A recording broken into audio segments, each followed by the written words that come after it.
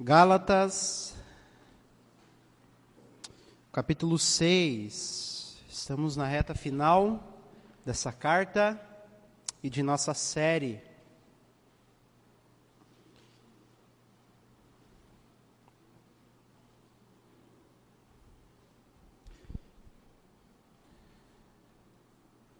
E eu gostaria, antes de fazer a leitura do texto, começar fazendo uma confissão para os irmãos.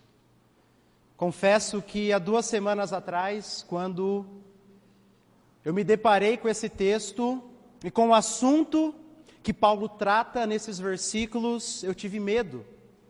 Eu fiquei apreensivo, porque o assunto que Paulo trata aqui é um assunto bem delicado para cada um de nós.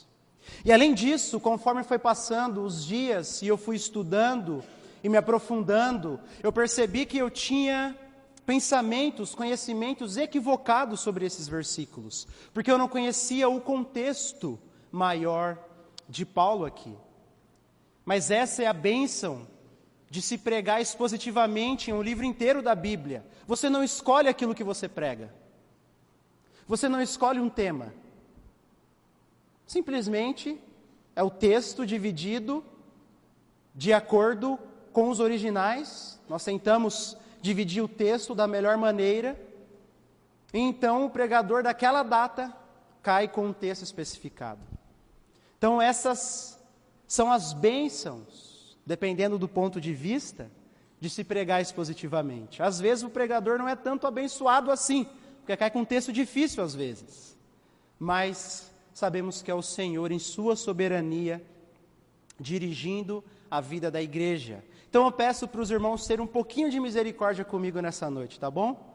É um tema difícil, eu espero que vocês possam sair daqui edificados. Vamos fazer a leitura, Gálatas, capítulo 6, do versículo 6 até o versículo 10.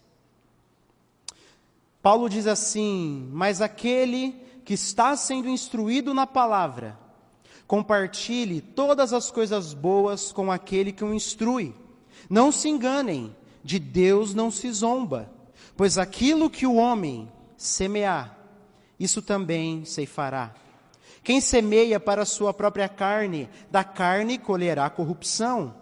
Mas quem semeia para o Espírito, do Espírito colherá a vida eterna. E não nos cansemos de fazer o bem, porque no tempo certo faremos a colheita, se não desanimarmos. Por isso, enquanto tivermos oportunidade, façamos o bem a todos, mas principalmente aos da família da fé. Pai, essa é a Tua santa palavra, e nós somos dependentes do Senhor, abrir as nossas mentes para que possamos compreendê-la e aplicá-la em nossas vidas. Ah, Senhor, usa as nossas vidas aqui nessa noite, usa-me apesar das minhas fraquezas, das minhas falhas, para que a Sua palavra possa transformar a nossa vida. E é no nome de Jesus Cristo que nós oramos. Amém. Então, como nós temos visto, Paulo, ele foi até o capítulo 5 falando sobre teologia propriamente dita. Falando sobre justificação somente pela fé, dando as bases do Evangelho, falando sobre a obra de Cristo. E quando Paulo chega no capítulo 5, então, ele vai falar sobre a prática em vista daquilo que ele ensinou. Quase todas as cartas de Paulo são assim.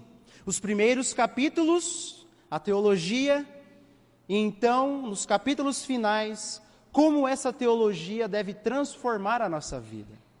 E nós já vimos, Paulo trabalhou sobre liberdade cristã, Paulo trabalhou sobre o caráter cristão na mensagem sobre o fruto do Evangelho, como deve ser o nosso caráter. Paulo trabalhou na semana passada com o pastor Rafael sobre relacionamentos no Evangelho, como nós devemos viver uns com os outros, dentro à luz do Evangelho. E hoje Paulo vai falar sobre como o Evangelho deve moldar a nossa vida, as nossas responsabilidades financeiras. Paulo vai falar sobre dinheiro aqui. Paulo vai falar sobre faz-me rir. É sobre isso o assunto dele. É um assunto difícil. Primeiro que esse assunto é difícil porque nós carregamos um ranço da visão dualista. Há milhares de anos, os filósofos gregos criaram essa visão e ela está até hoje. Nós achamos que existem as coisas que são sagradas e as coisas que são profanas ou seculares. Então, quando um crente ouve sobre dinheiro, ele fala, não, o que a Bíblia tem para falar sobre dinheiro? Não tem nada a ver com isso. Na minha vida, no meu trabalho, de segunda a sexta, sou eu e pronto. No domingo, aí sim, eu obedeço às Escrituras. Mas não é assim. Em mais de 2.000 versículos das Escrituras, há referência sobre bens, riquezas, sobre dinheiro. A Bíblia fala mais de 20 vezes sobre dinheiro do que sobre sexo, do que sobre relacionamentos sexuais entre um casal. Então, é um assunto que nós não podemos simplesmente passar por cima. Então, o argumento de Paulo é esse, que o Evangelho, ele nos dá novas responsabilidades quanto àquilo que nós recebemos de Deus. E é por isso que o tema nosso dessa noite é finanças no Evangelho. Como o Evangelho deve moldar a sua vida financeira. Eu não vou aqui ser um consultor financeiro, não é meu papel ser isso. Não é meu papel vir aqui ser um coach para vocês, falar com o que vocês têm que gastar ou não. Meu papel é expor as Escrituras. Eu vou expor aquilo que Paulo falar, tá bom? Para vocês não ficarem com um pensamento equivocado sobre o que eu vou fazer aqui. E esse sermão ele está dividido em 3 partes. A primeira parte é o versículo 6.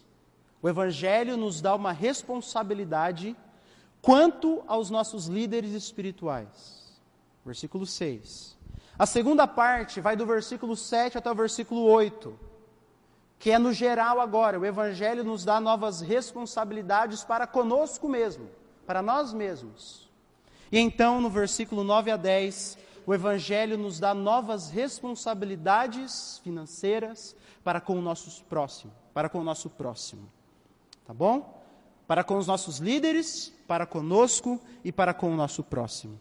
Esse é a estrutura do nosso sermão de hoje.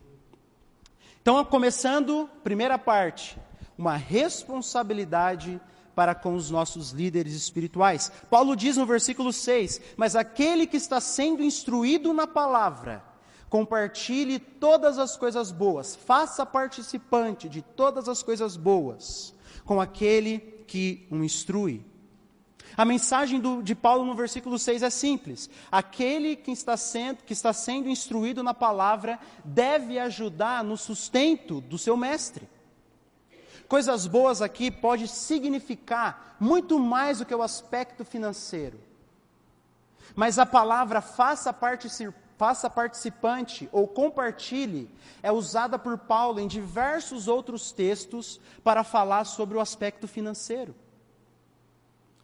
Então, grande teólogo batista, Donald Carson, me ajudou na interpretação desse texto, falando que o sentido aqui é financeiro. É por isso que uma tradução mais antiga, da Almeida, traz assim: e o que é instruído na palavra, reparta todos os seus bens com aquele que o instrui. O ponto é que, aos Gálatas abandonarem o verdadeiro evangelho, aos Gálatas abandonarem as Escrituras, eles estavam abandonando os homens que pregavam as Escrituras para eles. Eles estavam, como diz Paulo em Efésios, com coceiras nos ouvidos, não querendo mais ouvir o verdadeiro evangelho, a sã doutrina, mas se cercando de mestres segundo a sua própria vontade. Mas a tônica do Novo Testamento é que um obreiro é digno do seu salário.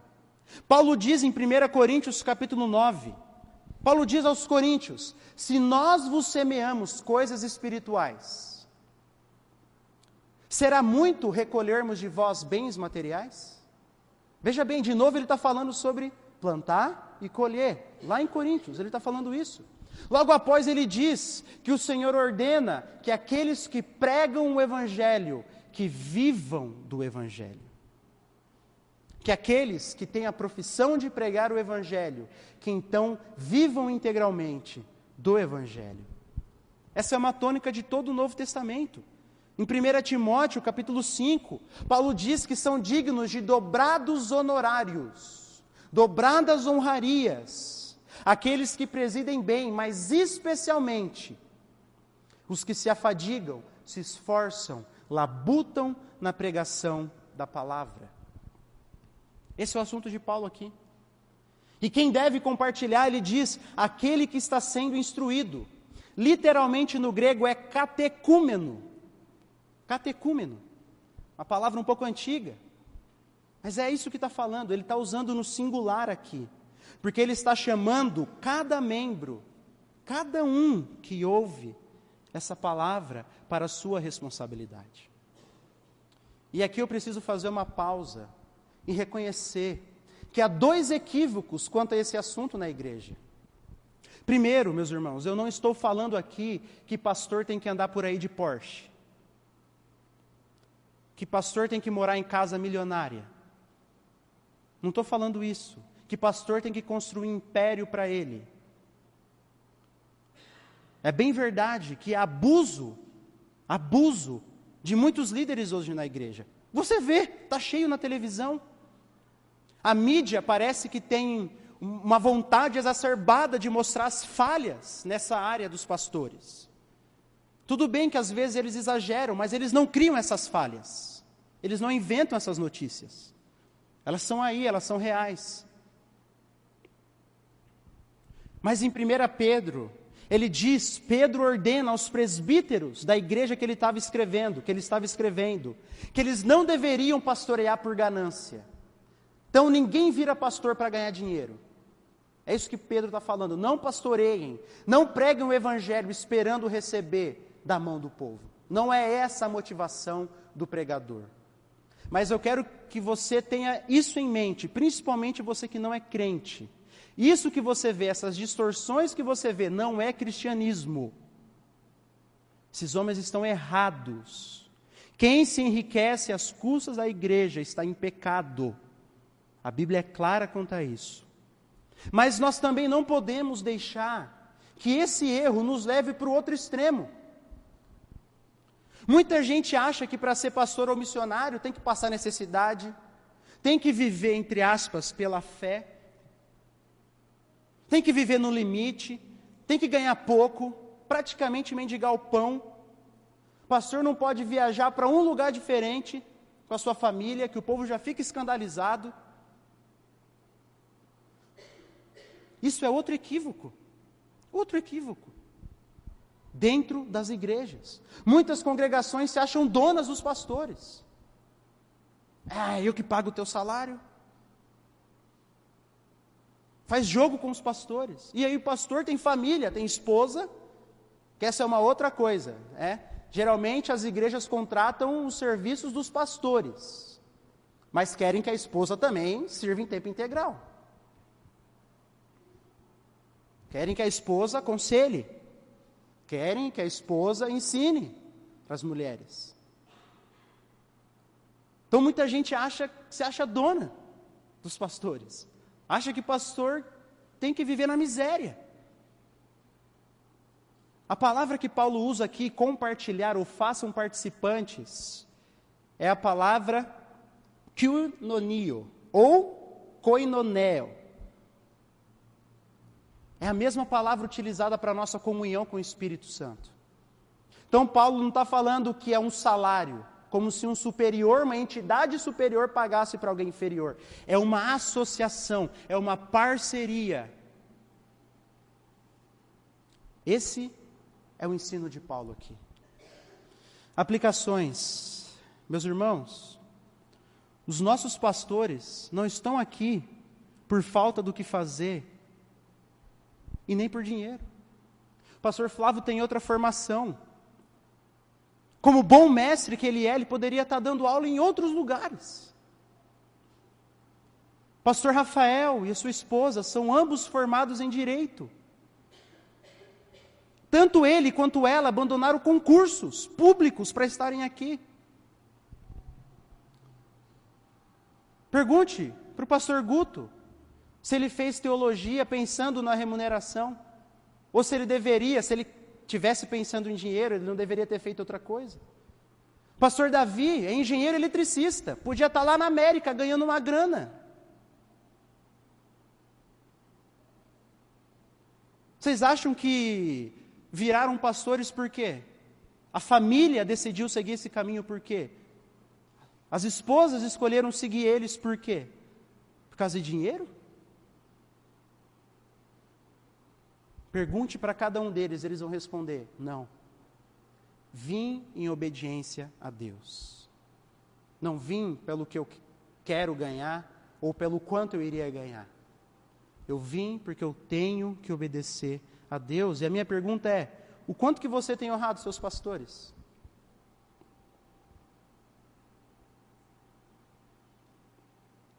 Quanto você tem honrado eles? Quando nós escolhemos o caminho do ministério, nós abrimos mão de diversas coisas. Eu não estou falando isso aqui por orgulho, ou para puxar sardinha para o nosso lado. Eu estou falando isso porque Paulo está falando. Quanto você tem honrado os seus pastores? E nós temos duas maneiras de fazer isso. Primeiro, como igreja, assumirmos um compromisso de honrarmos os nossos pastores como igreja, em assembleia, como congregação. Mas lembre-se que a palavra que Paulo usa aqui, catecúmeno, aquele que é instruído, está no singular, ele está chamando cada um de nós a participar disso. Então devemos honrar os nossos pastores como igreja, mas também individualmente. Se preocupar. Fala, pastor Rafael, você está criando 2 crianças, você está precisando de alguma coisa? De fralda? Ou, pastor, eu não tenho o que te oferecer, estou passando um aperto, mas eu sou encanador, se o pastor precisar, eu posso prestar um serviço para o pastor. Não só pastores. Quantos de vocês já conheceram aqueles que ensinam seus filhos? Que domingo após domingo, quando seus filhos vão lá para cima, estão labutando para ensinar o evangelho para os seus filhos. Vocês já conheceram eles? Já chamaram para ir em casa, perguntar como é que é meu filho? O que ele está fazendo? O que vocês ensinam? Esse é o mandamento bíblico, meus irmãos. Nós não podemos passar por cima. Pode parecer que eu estou puxando a sardinha, mas eu só estou tentando pregar a Bíblia aqui. Tá? Eu não quero ser achado em falta por Deus no último dia. Calvino diz que os pastores e mestres compartilham suas bênçãos espirituais conosco. E nós, por sua vez, compartilhamos os nossos bens materiais com eles. Não é uma paga, é uma retribuição daquilo que eles têm ministrado em nossas vidas. Esse é o ponto. Então, honre a vida dos seus mestres. Mas Paulo então vai para o segundo ponto, que ele vai falar que agora o Evangelho, ele nos dá uma nova responsabilidade para nós mesmos, para mim, para eu. O Evangelho nos dá uma nova perspectiva sobre como devemos gastar o nosso dinheiro. Olha o que Paulo diz no versículo 7 e 8. Não se engane, de Deus não se zomba. Pois aquilo que a pessoa semear, isso também colherá. Quem semeia para a sua própria carne, da carne colherá corrupção. Mas quem semeia para o Espírito, do Espírito colherá a vida eterna. A ideia é simples, o Evangelho aplicado em nossa vida gera liberalidade e investimento nas coisas espirituais. Paulo ainda está no mesmo argumento. Alguns intérpretes interpretam esse texto aqui como se Paulo estivesse falando de santidade. Esse princípio pode ser aplicado em santidade, mas o contexto que Paulo está falando é de generosidade, é de financeiros. Acabou de falar no versículo 6, depois claramente no versículo 9 e 10 também ele vai voltar a falar sobre isso. Então o contexto aqui ainda é financeiro. E Paulo, ele está tentando objetar as desculpas insinceras que muitas vezes nós nos damos para não cumprirmos a palavra de Deus nessa área. E Paulo diz, não se enganem, de Deus não se zomba. No original, essa palavra zombar é interessante, porque ela é literalmente empinar o nariz. Paulo está falando, não se engane, diante de Deus ninguém empina o nariz. Ninguém empina o nariz diante de Deus. Isso que ele está falando. Talvez, quantas vezes nós nos justificamos diante de Deus? Mês que vem, Senhor, eu recebo pouco, eu não consigo economizar. Eu sei que há desculpas sinceras, mas Paulo está nos exortando a cuidar com as falsas desculpas. Deus conhece o nosso coração. E então ele continua e anuncia aquilo que é conhecido como a lei do grande retorno. Aquilo que o homem, aquilo que a pessoa semear, isso também ela ceifará. E pode ser tanto no sentido negativo quanto positivo. No negativo é, se você zomba de Deus, se você levanta o nariz para Deus, você vai quebrar a tua cara. É isso que ele está falando. Você vai se quebrar inteiro. Porque diante de Deus, ninguém empina o nariz. Mas também no positivo, quando você deixa o seu dinheiro ser gasto em prol do reino, não é perda, mas um investimento. Paulo está usando uma imagem da agricultura de maneira especial aqui. Ele pensou nisso. Um agricultor, ele não fica pensando na economia da semente. Ele quer plantar, se possível, tudo o que ele tem. Porque quanto mais ele planta, mais ele vai colher. É isso que o agricultor quer pensar. Ele não fica, meu Deus, eu tenho 5 sementes, mas eu vou plantar 3, vou deixar 2, porque vai que, não, o tempo está bom. Ele vai e planta tudo, porque ele quer colher mais. E Paulo está aplicando esse sentido na vida espiritual. Porque então ele vai para o versículo 8, e semear para a carne aqui, é dedicar os nossos recursos para satisfazer a nossa natureza pecaminosa. Isso é o semear para a carne. E Paulo diz no versículo 8 que quem semeia nesse campo, no final colherá a destruição. E semear para o espírito aqui, espírito é vida espiritual. Semear para a vida espiritual é, com liberalidade, usarmos nosso dinheiro para investirmos em nossa vida espiritual, na vida espiritual dos nossos líderes e na vida espiritual dos nossos irmãos. No final, quem semeia nesse tipo de solo, colherá a vida eterna. O princípio é básico. O que quer que você plante, você terá que colher. Paulo está falando aqui sobre 2 campos. Vocês lembram quando o pastor Flávio pregou em Gálatas capítulo 5, que Paulo diz que o espírito e a carne estão em guerras. Um quer ir para o lado, o outro quer ir para o outro. São em guerra constante. Mas aqui agora Paulo fala do espírito e da carne como 2 campos. Eu tenho o campo do espírito e o campo da carne. Aonde eu vou plantar? Aonde eu vou semear? A mesma ideia aparece em 2 Coríntios 9. A mesma ideia. Paulo diz, aquele que semeia pouco, pouco também ceifará. E o que semeia com fartura, com abundância ceifará. Ele ainda está falando lá em Coríntios, no contexto de ajudar os irmãos. É financeiro. Mesmo princípio. Não quer dizer que se eu der 10 reais, Deus vai me dar 100 reais. Pelo amor de Deus. Teologia da prosperidade é uma falsa teologia, não acredite nisso. O que Paulo está prometendo aqui são recompensas espirituais. Bom, são recompensas espirituais. Mas que sim, de acordo com as minhas posses, quanto mais liberalidade eu tiver, mais bênçãos espirituais irei receber. 10 reais para uma família em extrema necessidade pode ser muito mais abençoador aos olhos de Deus do que 1.000 reais de um grande bilionário. Então, quanto mais sementes eu lanço, mais eu ceifarei. Ou como dizia Spurgeon, aos que dão um punhado, Deus abençoa um bocado.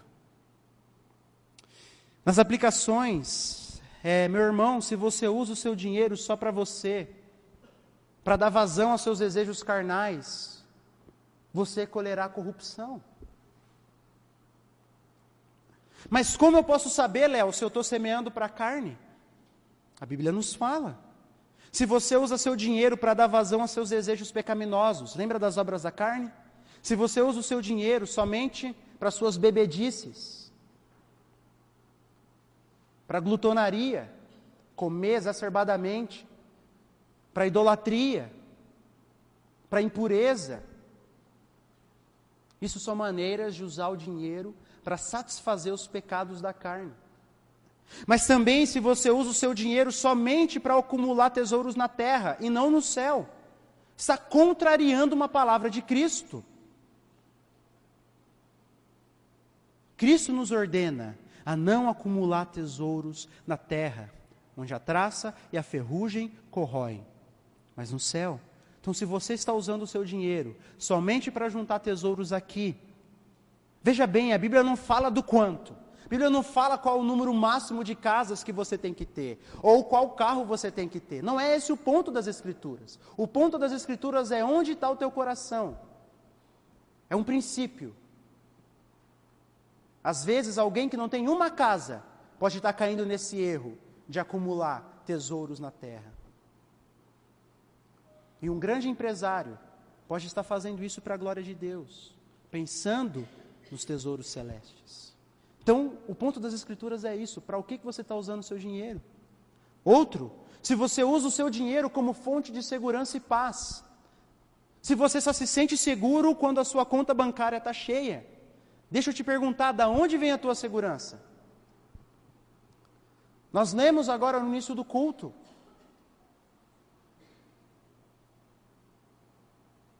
Nós valemos muito mais do que um pardal. E até mesmo um pardal não cai, se não for pela vontade de Deus. Se você usa também o seu dinheiro para tirar vantagem sobre outras pessoas, como maneira de opressão, ou falta de contentamento, a teologia da sanguessuga, quanto mais tem, mais quer. Provérbios diz, a sanguessuga tem 2 filhas, dá.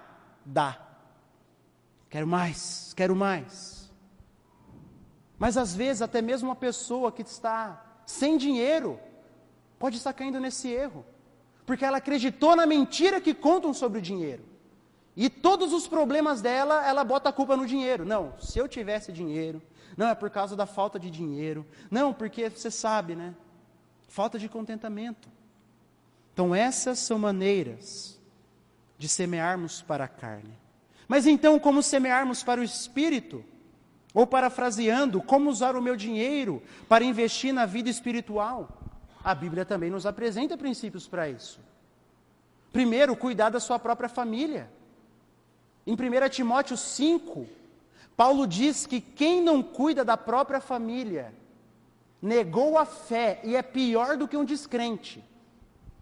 Paulo está falando para viúvas, sobre as viúvas que seriam ajudadas pela igreja. E Paulo diz, essa viúva tem filhos? Então que o filho dela cuide dela. Então minha responsabilidade com meus pais não acaba no dia que eu saio de casa e caso. Não acaba. Então essa é uma maneira de investir na vida espiritual.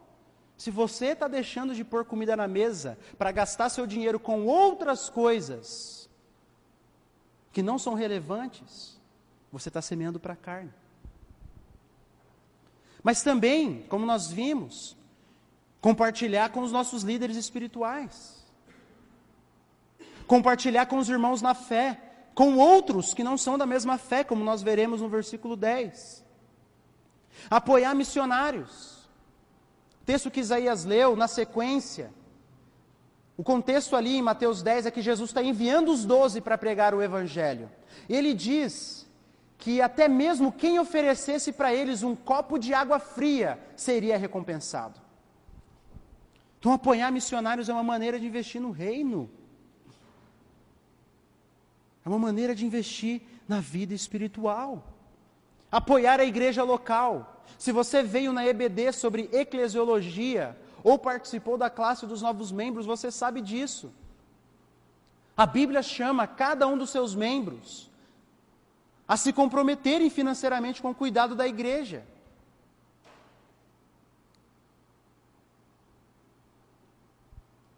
Mas o ponto central aqui é investir em sua própria vida espiritual. Compre uma Bíblia de estudo boa. Compre uma Bíblia de estudo boa. É o mínimo que você poderia fazer.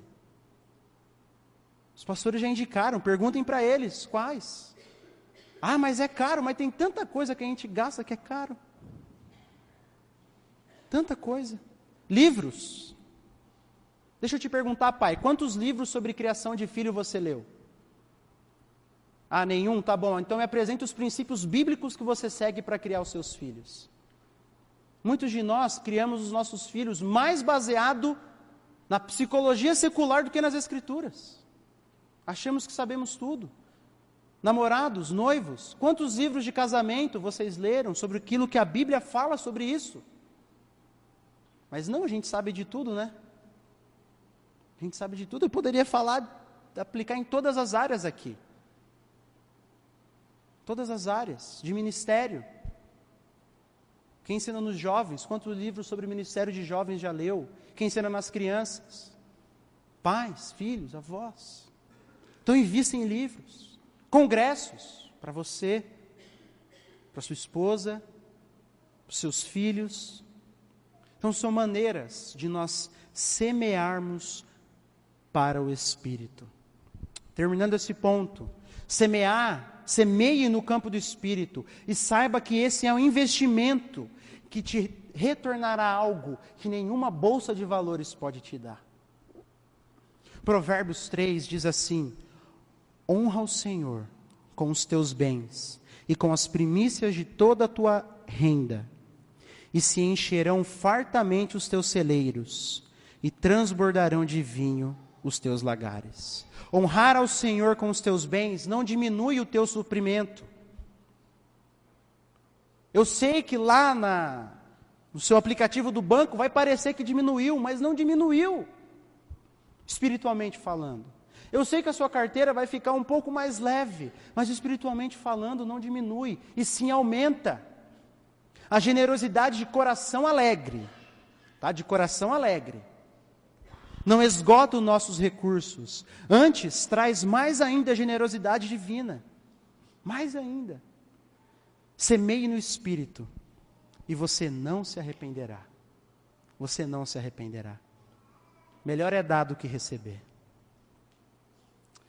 E então agora Paulo vai para o nosso terceiro ponto, nessa noite, terceiro e último ponto.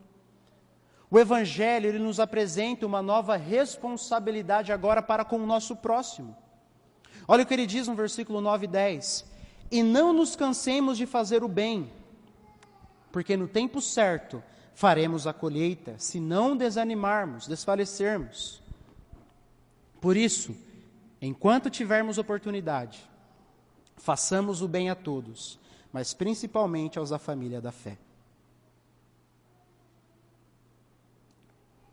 Agora que Paulo já falou sobre a nossa responsabilidade para com os nossos líderes, para conosco, ele vai falar sobre a nossa responsabilidade para com o próximo.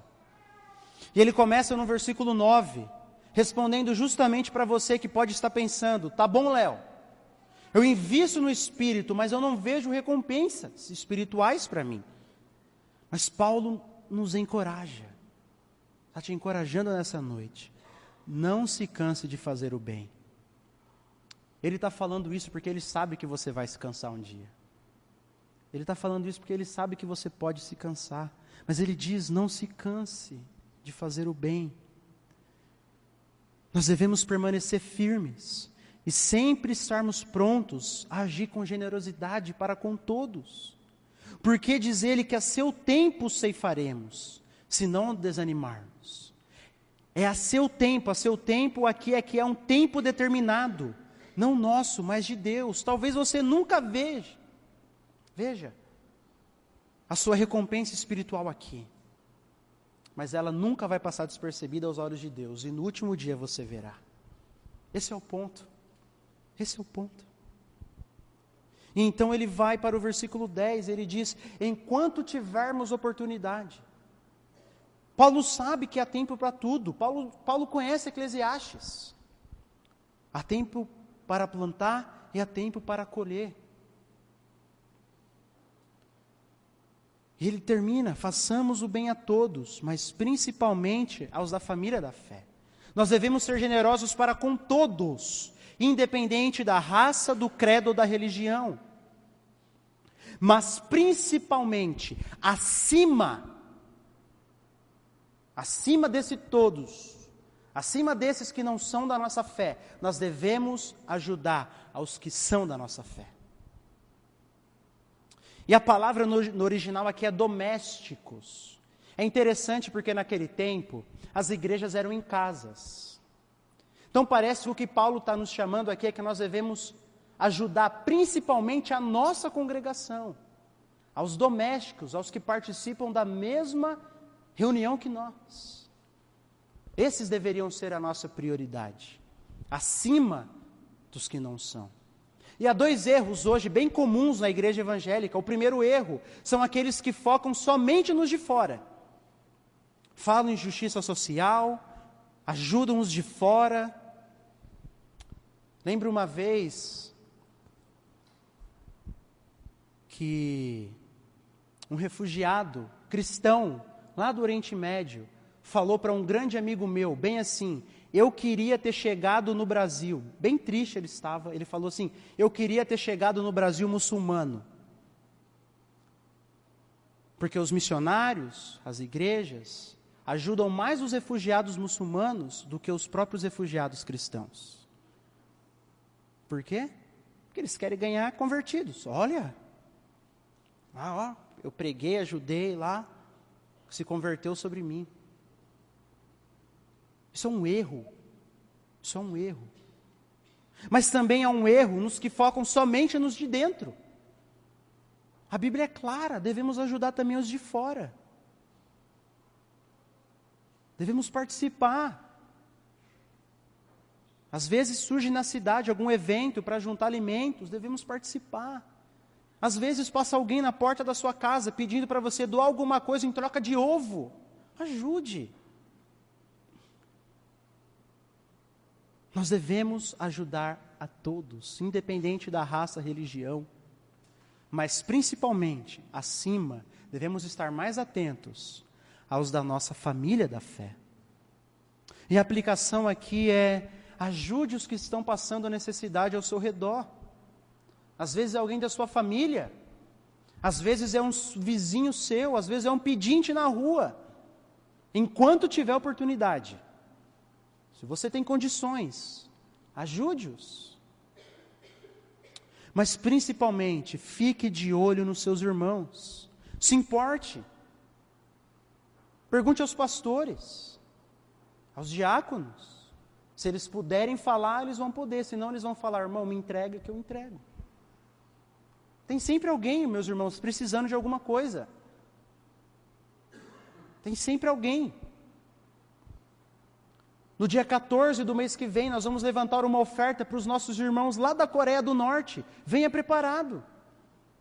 Fique um dia sem sair comer à noite. E traz, pode ser uma pequena oferta. Nós vamos mandar tudo para a Coreia do Norte. Para os nossos irmãos que não têm nem o que comer lá. Fique de olho nos seus irmãos. Devemos literalmente, como diz o velho ditado, fazer o bem sem olhar a quem, mas especialmente fazer o bem aos da mesma fé. Para finalizar esse texto, eu queria dar uma palavra de atenção aqui, queria chamar a sua atenção. Eu falei bastante sobre darmos, sobre nos doarmos, tá? Porque essa é a tônica do texto. Faça isso, participe disso, faça o bem, não se canse de fazer o bem, compartilhe, essa é a tônica do texto. Mas eu não quero que você perca de vista todo o contexto, porque o contexto nos fala, entre linhas, que a motivação é importante. A motivação é importante, e a motivação é por causa do Evangelho. Por causa de tudo que nós vimos até o capítulo 5, aí sim eu participo dessas coisas. Não ache que você compra Deus, ou compra pastor, ou compra irmãos, simplesmente dando com a motivação equivocada. Porque eu invisto no meu pastor, porque o Evangelho me ensina que Cristo, o supremo pastor, me abençoou com toda sorte de bênçãos espirituais, e agora eu entrego a minha vida para Ele. Meu líder, meu pastor me abençoa espiritualmente, então eu retribuo conforme eu posso. Porque eu invisto na minha vida espiritual, porque Cristo, o Rei de todo o universo, é o mais preocupado com a minha vida espiritual, com a minha santidade. Por isso que eu invisto nela. Porque eu abençoo os pobres, porque o Evangelho me ensina que quando eu era um pobre espiritualmente, quando eu era um morto espiritualmente, quando eu estava na sarjeta, no fundo do poço espiritualmente, Cristo veio e me deu tudo. É por isso que eu abençoo. O Evangelho deve transformar todo o nosso viver, inclusive a nossa vida financeira, inclusive as ofertas que eu faço, mas principalmente com a motivação correta, com a motivação que eu faço. E a minha aplicação final, eu queria primeiro falar com você que é cristão, que é crente e que pratica essas coisas. Meus irmãos, continuem. Não desfaleçam, isso que Paulo está falando, não canse de fazer o bem. Deus vai te dar a recompensa espiritual no tempo determinado, e não deixe o orgulho subir para a cabeça. Falando bem popularmente, saiba que é pura graça de Deus na sua vida. E a minha segunda palavra é para você que é cristão, que é crente, mas que não pratica essas coisas. Eu quero te dizer, Cristo já fez tudo por você. Essa é a mensagem de Gálatas. Quando você era um morto, um mendigo abandonado espiritualmente, Ele veio e te deu tudo. E agora Ele pede toda a sua vida. Ele pede a tua obediência. Ele pede que você consagre, como nós cantamos. Você percebeu que você estava cantando? Que você consagre tudo para Ele. Sua vontade, seu ouro, sua prata, sua voz, tudo para Ele. Inclusive obediência a esse texto. E a minha aplicação final é para você que é descrente. Eu quero te dizer que a sua maior riqueza, a maior riqueza que alguém pode ter nesse mundo, nem $1 bilhão pode comprar. Nem todo o dinheiro do mundo pode te dar a alegria de ter os seus pecados perdoados.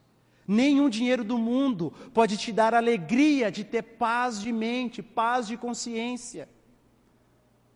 Nenhum dinheiro do mundo. Se entregue a Cristo e conheça a alegria verdadeira. Pare de acreditar na mentira que o mundo te conta, que é o dinheiro que te traz felicidade. Pare de acreditar. Se entregue a Cristo e conheça a alegria verdadeira, conheça o amor verdadeiro. Se entregue a Cristo e receba de graça aquilo que é a posse mais valiosa de todo o universo, a vida eterna. Nem todo ouro, nem toda prata do mundo poderiam comprar para nós, conquistar para mim e para você, aquilo que somente o sangue de Cristo fez.